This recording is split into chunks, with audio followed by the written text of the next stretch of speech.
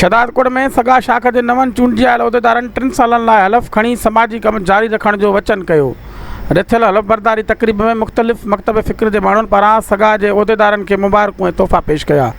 Sindh graduate association सगा जो शहदादकोट शाख पारां मेन प्राइमरी स्कूल में सगा के 3 सालनि लाइ नवन चूंडियल उहिदेदारनि जी हलफ़बरदारी वारी तक़रीब मुनक़िद कई वई, जंहिंमें अखियुनि जे माहिर सर्जन ऐं सियासी समाजी शख़्सियत डॉक्टर अब्दुल सत्तार वदो, सदर नायब सदर professor Ehsanullah Jamali, general secretary professor Fida Hussain Junejo, joint secretary Abdul Rasheed Chandio, finance secretary Saleem Lashari, information secretary Mian Ferozuddin ऐं professor Khalid Hussain Channa, professor Abdul Jabbar Junejo, advocate Sunil Kumar Chhabria, Anwar Sial, Hadi Bakhsh Mangi, advocate Abdul Waheed भट्टी, हक नवाज़ सुमरो, सनम नाज़ जूनेजो के ब्रांच के कारोबारी कमेटी लाइ मेंबर तौर हलफ़ खणायो।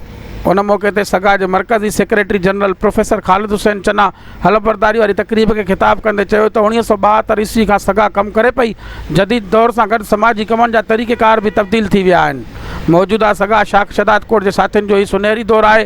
हिन जो वधीक चवणो त ठुल कंबर शहदादकोट समेत 13 शाखुनि में सगा जो को भी प्रोजेक्ट ना है। तंहिं करे वस वारनि खे घुर्जे तो अॻियां अचनि त जीअं इन्हनि शहरनि में को प्रोजेक्ट आणे सघिजे।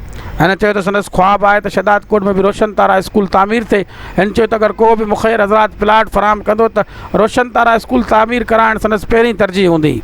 हिन चयो त सगा पंहिंजी गोल्डन जुबली मल्हाई पई वञे, जंहिंमें ही बाडी शामिल आहे जेका ख़ुशनसीब आहे।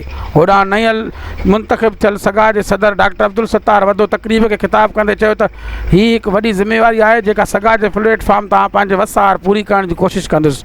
हिन चयो त समूरे शहर मसइलनि जो घर बणियल आहे, जंहिं करे सभिनी खे घुर्जे त पंहिंजे गॾिजी आवाज़ उथारनि त जीअं कुझु न कुझु मसइला हल थी सघनि।